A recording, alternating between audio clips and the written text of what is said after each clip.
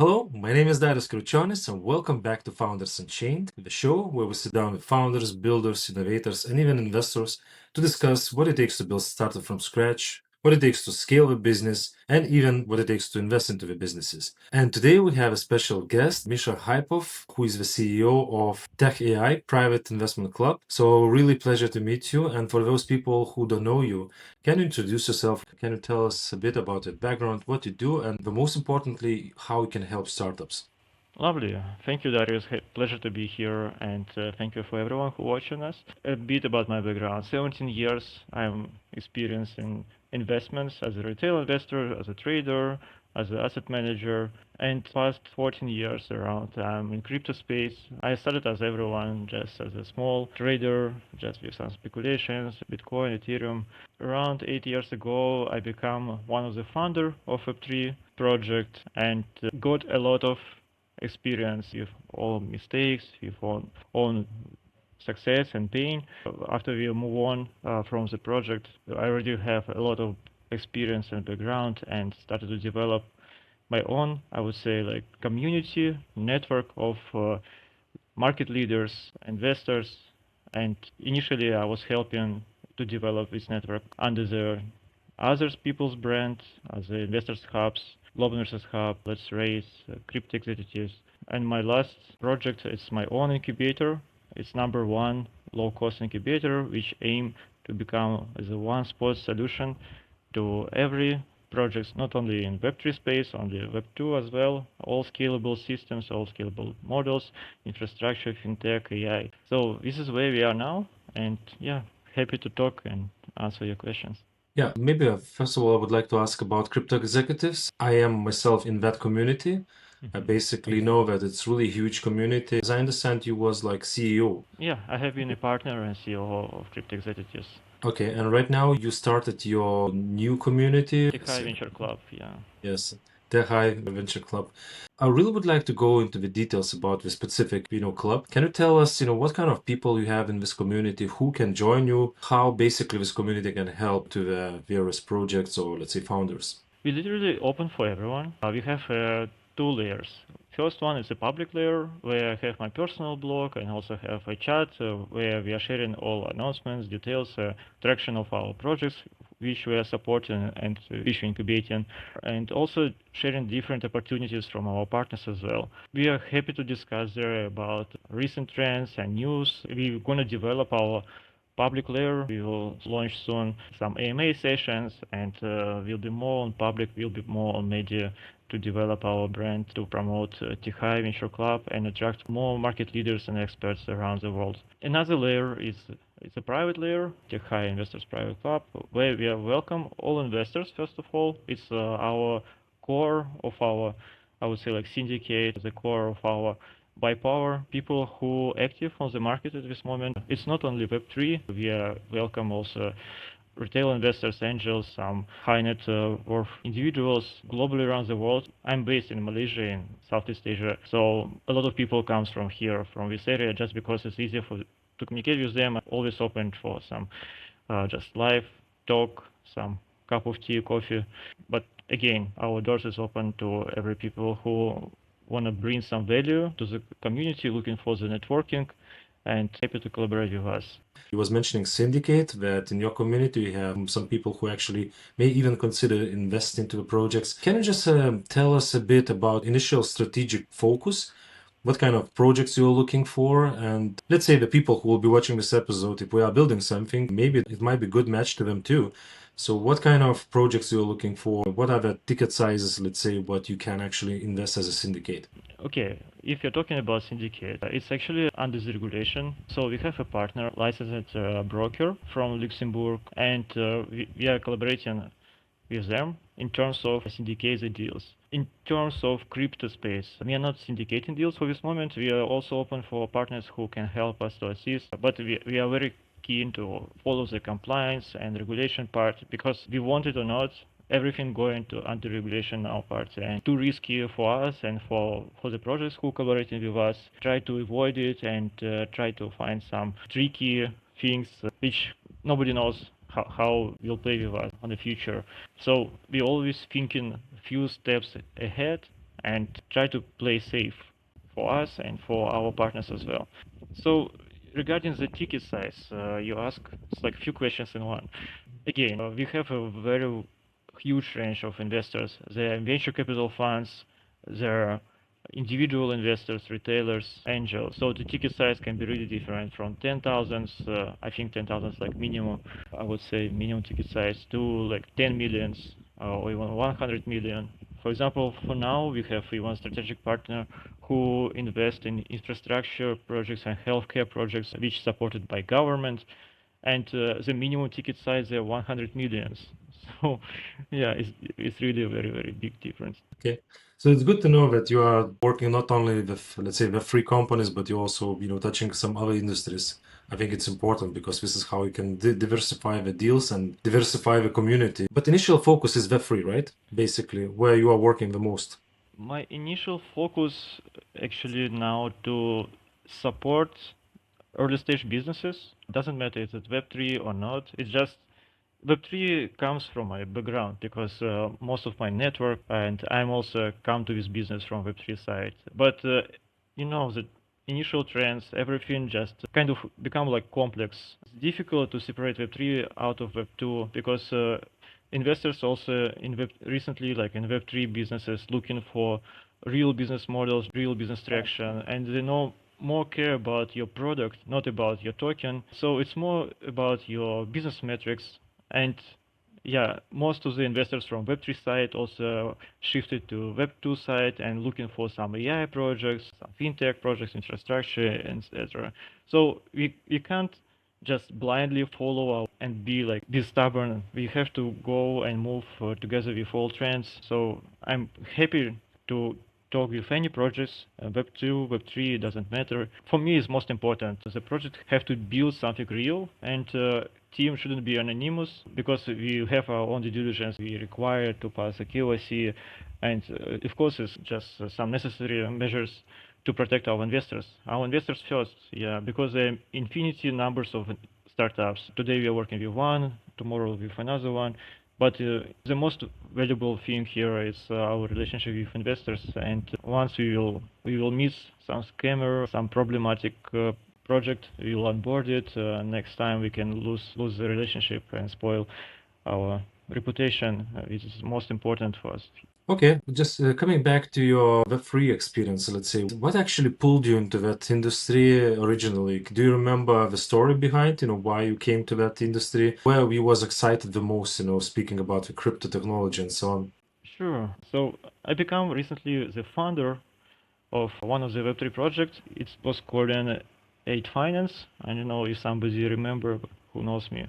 We was building initially the trading system. It's like a tradable tool because I have a trading experience, so it was something what really excited me. But after deep analysis and research, we understood that it's too risky for our users, and we just literally might not have enough liquidity to keep our trading asset. So idea was the trading asset have a limit range of price range, and people by knowing this price range can trade it in like some corridor, if you understand what I mean. So it would be beneficial for both sides. You would charge more like higher commission for trading, and traders would be interested to trade something what more predictable for them, but with limited risk. I would say the model itself have been too risky, so we pivoted the project and started to build more like a game, snake game, and build the bridge from Web 2 to Web 3. But the crypto winter spoiled our plans, unfortunately. And later, behind the crypto winter, Telegram with mini apps come to the picture, to the market, and completely destroyed our plans because they literally just follow the same mission. They integrated the wallet, crypto wallet, and the mini apps, Telegram mini apps with blockchain integration was really way cheaper compared to us. So the project just become useless in our point of view, and till now it's on hold. But yeah, it's still a good experience, and the best lesson I think from this story I would share is that the timing is very important. You really should think about how to bring project to the market as soon as possible, how to bring value, how to find the product market fit and scale it drastically. You can't buy time because the technology never stop. Even you don't know about your competitors, but it definitely exists somewhere behind. It's never possible like you're doing something alone and you're thinking that you are the smartest person in the world. Definitely somewhere there under your shadow, who you maybe don't know, also building the same project. And if you will slow down somewhere, he will definitely will cross your road and take your market and your opportunity and just leave you behind. So it's always some race. Yeah, I know what you mean. I can tell you my story. I think in my life, I invented at least 5 good ideas. You are sleeping and you're just dreaming something and you're just waking up and you say, oh, look, I have a good idea. Then I'm trying to speak about this idea with multiple people and everybody likes it. And I'm just so excited because I'm thinking that, it might be good opportunity for me to start another business, to start really good business. And after some research, we can see that it's already invented by many, many people in the market. Probably if you got any good ideas, you need to verify them. In most of the cases, it's already invented anyway. So yeah, I know what you mean. Maybe I can touch a question related to the narratives. In your opinion, Misha, how do you think, what are the most potential narratives in the market right now and where the founders should focus? I think founders should focus first of all about the product itself. They have to validate the idea, the hypothesis, and bring it as soon as possible to the market. And thanks to the modern technologies, to AI, it's never been easier than today. You don't need like millions. You just build everything on your own way, maybe with your partner, and just try to test it, validate it as soon as possible to perform some traction, some proofs and evidence that what you're building actually people needs. And then you will see the attention from investors very soon. And this is where we are. So as soon as you will get your traction, welcome to find me. Just message me and say, Misha, we have some genius business model. All what we need, just investors. And trust me, this is where investors will love you. And I'm like a getaway here, like the mediator with all my thousands of connections with investors will help you. This is where I can help you to save your time. When I answered the previous question, I told you time is crucial here, and the funding can be one of the things which can be you slow down and crucial moment when you find your niche, you find the product, and you just need to boost it as soon as possible and come to the market to take it before somebody else did it. So Okay. yeah, this is actually was the answer also why actually I started to do this business, because for me I understand that the funding is crucial here. Crypto winter broke our business actually because it slowed down us drastically. We was with empty hands. Of course we couldn't do anything. We couldn't go to market. We couldn't launch our project. If I would have the sources and network what I got now, I would definitely change the story and you would come to the market, doesn't matter what, and probably it would be different story already, like successful story. But now I want to help others. To be honest, become a founder, I think it's one of the hardest job. Yeah, guys, before jump to this jump to this horse, to this rodeo, think twice. Yeah, maybe better just join some professional team and just be some employer. It's nothing wrong. Yeah, work-life balance, your life, family, everything is crucial. Be ready when you will become a founder. You will have sleepless nights, a lot of stress, a lot of responsibility, not only about your family, but also about your team. Not everyone thinking about this before starting. I agree with you that you always can find people who can navigate you, who can actually navigate throughout all this environment, and you don't need to spend a lot of time by learning, about the things, who are investors, what kind of investors, where to find them, and the most important thing is you need to understand still what is the strategy of those investors, because sometimes you are just shooting many bullets, but you're shooting empty bullets.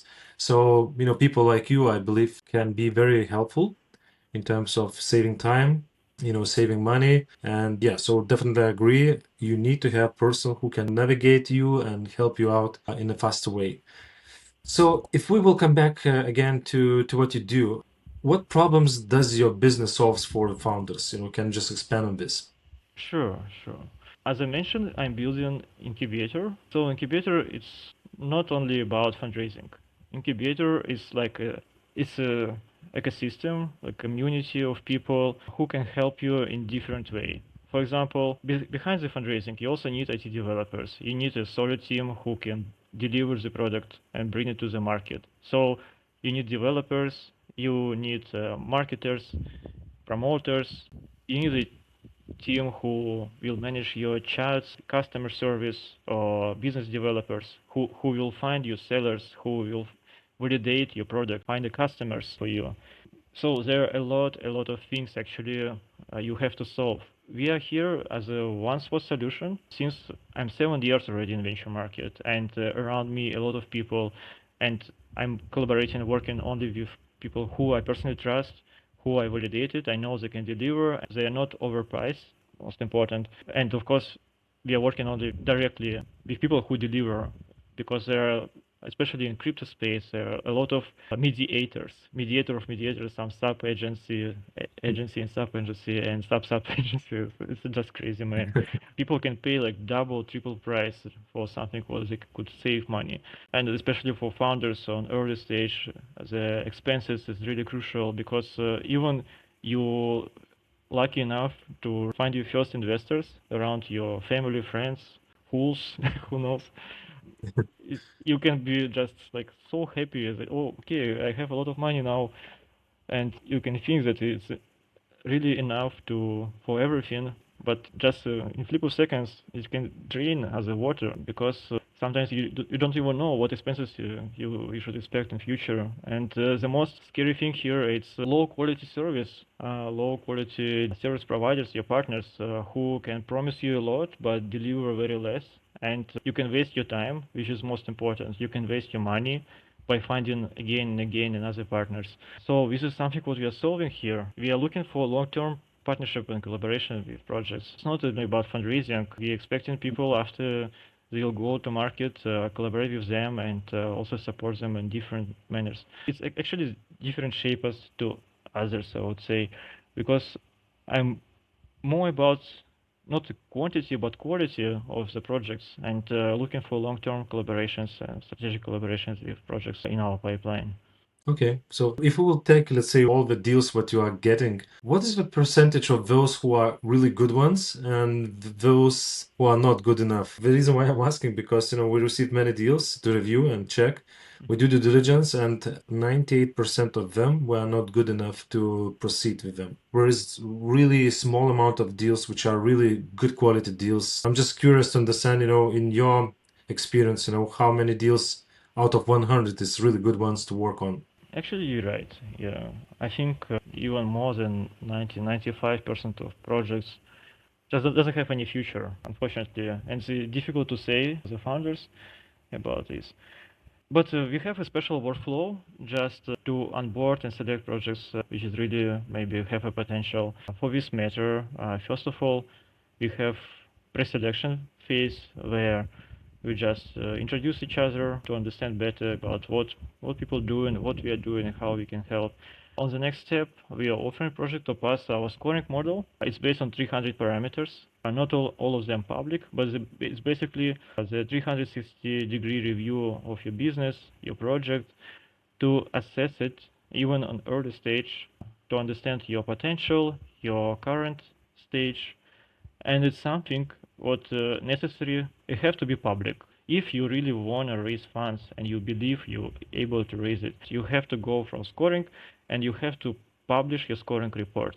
Even from people who already come to this stage and they go from scoring, not all of them ready to publish the scoring reports. Yeah, but the thing is, you have to publish your scoring reports with all pros and cons, with all bad and good things there, and it's completely independent AI model just giving all results and outcomes, and I can't even change it. I can't affect on it. All I can just help to answer the questions, what actually the founders have to fill out and provide some evidence of product market fit and business direction, and I just can help them with consulting about what actually they require to do and have to answer there. Okay, I think it's important because it's critical point to check the project if it has potential. So, but coming back to that really hard reality, the majority of them, as you said, and myself, as I also have experience, and I can tell that majority of the projects we don't have potential. And I'm always trying to find out, what is the problem? Why we're not having potential? Are they building something which is very competing in the market? Are they not solving real life problems? I don't know. So can you just tell from your perspective, why do you think majority of startups were not good enough, were not having potential? There are actually a lot of reasons can be. First of all, it can be something what is difficult to scale. So it's not can be not scalable product, or market can be very small. If your market, initial market where you come in, not exist till now, or it already exists but it's still like just maybe 1 billion or something, and you should understand when you will go to market there will be another like 3 or 4 competitors, so you will divide between you 1 billion, so you never will become a unicorn. It's just not possible to scale it. Or maybe you have a deep focus and you try to put in one project, in one business model, a lot of things, and this is something what will distract you and slow down you. Or maybe you don't have enough competence, you're building something what you don't even understand. You don't have any background, also will bother investors as well. It just can be not the right time regarding the market conditions, or maybe your location. It can be also not legal, like in area where you're doing it. Okay, yeah, so I agree with that, yeah. And another thing is what I really want to share that to me it looks like it has to make sense. So people are paying you money for product or service. So if that service or product actually somehow changes your life, helps you in your life, it solves a problem or it gives you a pleasure, then you are willing to pay. So I'm always trying to speak with founders and just go into that specific, because for me, I think it's critical to check if that project actually solves problem. So in that sense, the project needs to have something which actually can get the money from the customers. And this is the critical part. Every single time when I have idea, I always trying to check this point, is it really needed? Can I sell it? And how likely people going to pay? First of all, I'm thinking as a user. I'm trying to put myself in the user's perspective or customer's perspective and to see if I would like to buy it. Because, there are a bunch of AI agents, let's say you can buy, and it's like SaaS model product, you can pay $20. I can buy ChatGPT, I can buy subscription of X, Grok, and so on. So in some of the cases, I believe, yes, this is the tool I needed, but, I'm always considering which to select. But let's say if I'm coming to with a unique idea with no competition, this is critical to understand if I will find any people who will be paying for this. Darius, one more thing you're missing here. It's not only about ready to pay or not, it's also about question how much you're ready to pay. Because the price like $1, maybe I don't mind to pay. But if we price $100, yeah, I will think 3 times before pay for this service. And this is where another thing which most of the founders actually missing the point, it's a unit economy. Everyone before build something, you should calculate what is the price for your service, because it's a crucial. It's a crucial in the end. You will deliver the service and it really can give some value and will solve some problem. But in the end, if it will be too pricey, so instead of like thousands people, you will have just few customers who are really ready to pay for this. Does it even have sense even survive on the current market? I don't think so. I don't know if it's secret or not, but most of all these AI models like ChatGPT and etc., they're actually not profitable. They're just burning the funds which investors invest in them. Sooner or later, all this hype around business models, around AI models will go down because sooner or later they have to increase the price.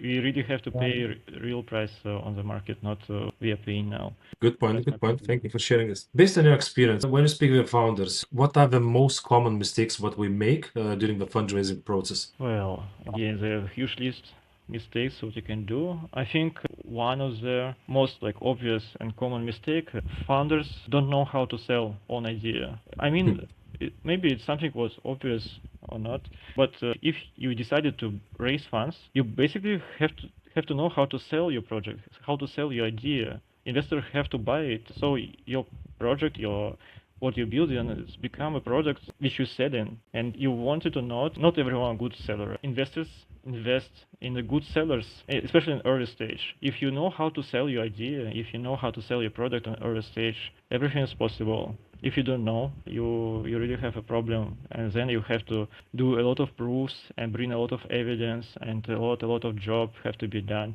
If you're a good seller, it will make your job very easy. The biggest problem here is that very less number of people around founders as a good sellers. They don't know how to pitch, they don't know how to sell, they don't know what to pitch actually. They're talking more about the product because every founder, I believe, they like what they're doing. Supposed to like it, right?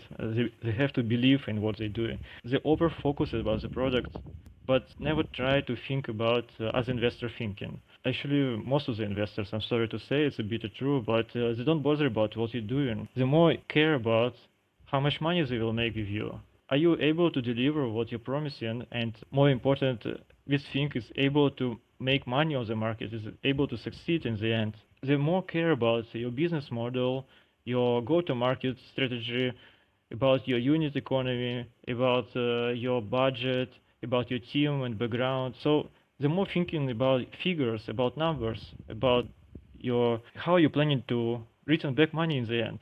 Yeah, most of the founders thinking fundraising itself is like a free money. So you get money and you don't have any responsibilities. And it's a huge, huge mistake. Literally, you taking money like a loan and you have to pay in future by sharing the equity, your future profit, or selling your token. And there are a lot of things actually, which you have to be accountable and think twice before raise funds even. I would say if you have a chance, don't raise funds, and you have a chance just deliver project to the market and make money from the market, it's better don't raise funds at all. So my best advice for every founders, don't raise funds. Just deliver your product to the market and sell it. Yeah, take a loan if you're really confident. If you have a proofs about your business model, your product, take a loan and or take a money from your friends, family, and this will be the best decision actually, rather than go to ventures and take a heavy money, some calling smart money, which will be a big burden for you, like for the rest of your projects in future. I really think that everything what you said right now is so critical. It's so important. I've seen a lot of startup founders who raise like 50K, 100K. So it's not a magic number what you cannot achieve yourself personally. As you said, you can go and get a loan. If you really believe in your project idea, you can actually do it. You can actually do it by having support from your family, from your friends, from the bank, local bank, which can give you a small loan and you can use it for the development of a project. And this is how you can go to the market, and try little by little to grow a business, and you will be the owner of your business 100%. And I agree with you that venture capital is not the right fit, at least for the early stage projects. I believe that business angels might be a good option at some point, because those people are the people who exited previous businesses. We have experience, we have money, and in most of the cases, we actually can come to you as a co-founder, let's say, to your business. Not the co-founder, but shareholder who will be very active working on your deal too and helping you and supporting you on a daily basis. I would recommend early stage projects to go to the business angels to discuss instead of going to venture capital, because venture capital, as you said, we want to see traction, we want to see more developed companies, and for them it's really important to understand are you capable to get the return on investment in early future. One of the questions I had in the list, it was like related to the fundraising using grants, venture capital, so private capital. So for the early stage projects, how do you think, what is the best approach, what we should do? It's a good question actually. What I would suggest first, if it's Web3 project, right? For Web3 project, I would think first of all, should you be Web3 or not? Yeah, because I want to be honest with you. If you have a really good business model and a good product, good business idea, why do you need a token itself? Most of the projects, more than 90% of them, no need token at all. And the thing is, in the future, when you will come to the market with your product, with service, and if token is actually something what you no need to sell, it's just like some feature, but it's not necessary, it's not a crucial part of your business model, then in the end it's become unwanted and the more become like a burden for you and take your sources out because you have to bother more about price action, about market making, about liquidity of listing. You will waste more money and funds to market your token just to keep the price alive and maybe push it up rather than promote your real product, something would give you revenue. So it's actually the huge question why you even want to be Web3. In case if you really have a good product, maybe you shouldn't. Okay, you decided to become Web3. Maybe you building some infrastructure, new layer blockchain. Before move on, you should think about what is actually the competitive advantage. Why people should use your product, your service, rather than like hundreds of different other options what on the market already. This is a crucial question actually, which you have to answer every investor who you expect to find. And after that, you must to validate your hypothesis, your idea, and find some support. So literally, you have to do customer development. It's called cost dev. You should go to your potential customers and ask them, would they use your product actually or not? Before start to even build it, before start to jump to the fundraising, you should understand actually, is it only you in your bubble thinking that what you're building is actually necessary and market needs it or not? So friends, our friends, like maybe family, they just all thinking in one way, but the rest of the market might think in different way. And yeah, it will be very painful when you invest all your funds, funds of your friends, your family. You'll take a loan for something what market actually no need. Will be very bitter true for you. So better find out it on the initial stage, and then try to be as most costly efficient as possible. Try to think about any penny you spend for your project, and if the best option, you can develop it, you can bring it to the market on your own way without hire some people around you, or even you want to hire it, just make a deal based on like equity parts, some shares, and etc. Because in the end, it will be difficult for you. The financial part will be very difficult and complicated for you. So think about two things: burn rate and runway. Investors don't like the projects which have a runway below the 12 months. Just think about this. If you don't have enough funds to run your business next 12 months, most of the investors will have red or yellow flag here, and they will not bring you money because it will be too risky for them. You have to make sure that you self-funded enough to bring this project to the market. So maybe the loan or funds from your family, friends will be only one of the option here.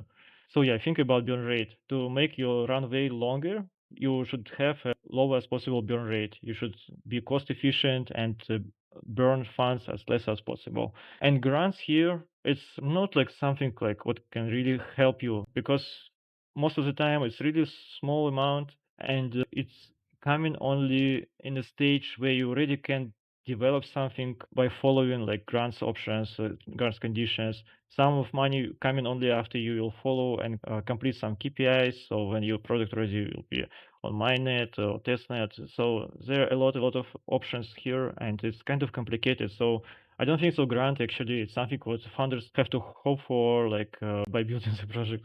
It's just some small support.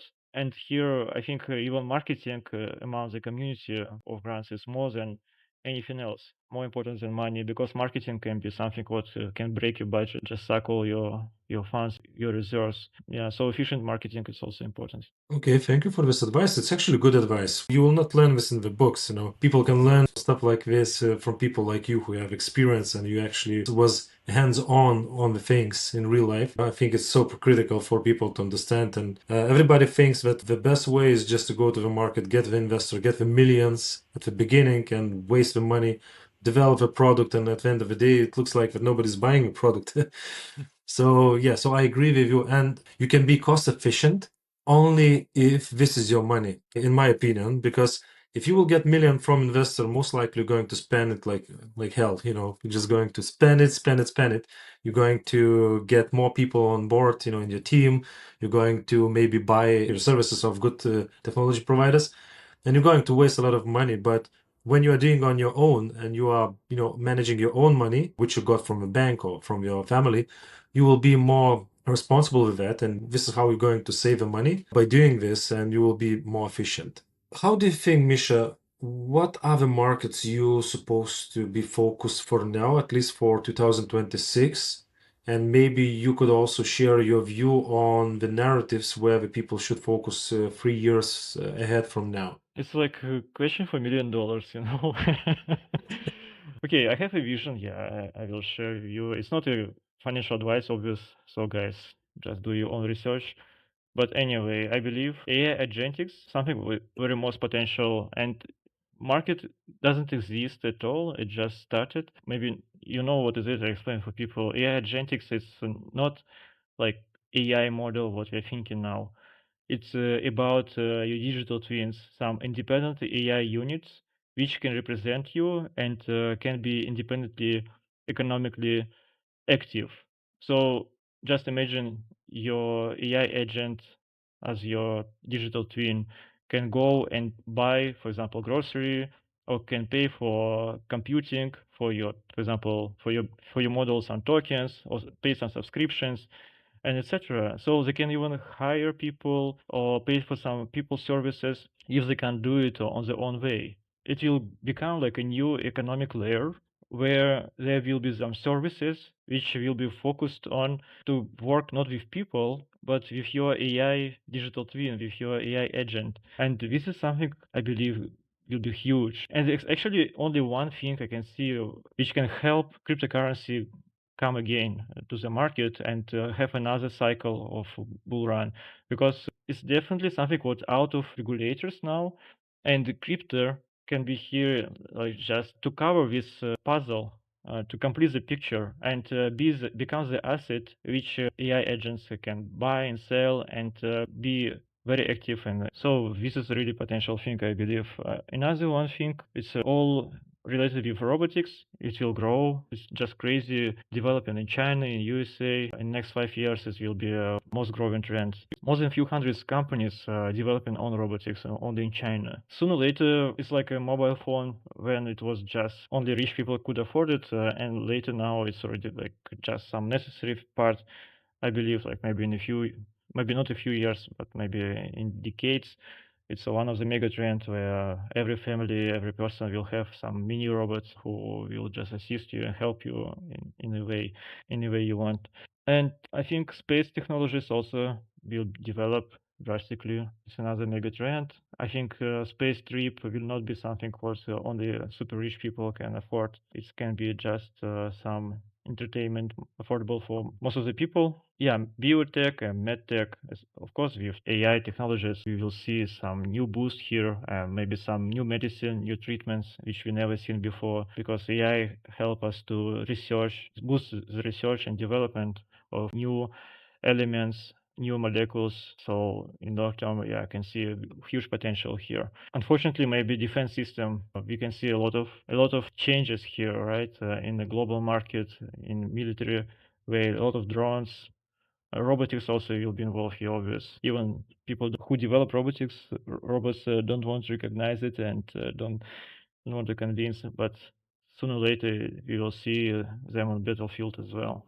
So Yeah, but good news in that sense is that not people will be fighting between each other, but it will be like robotic war. I hope, robots will eliminate this issue, human deaths and so on. Adding on the top what you said, you were speaking about the AI, and all those tools and all those solutions will require energy and will require computing power. So basically, I think, people who will be focused a lot into the infrastructural projects like, related to energy sector and computing power, those trends also will be they are actually very massive. And as I said, using AI, it's really expensive.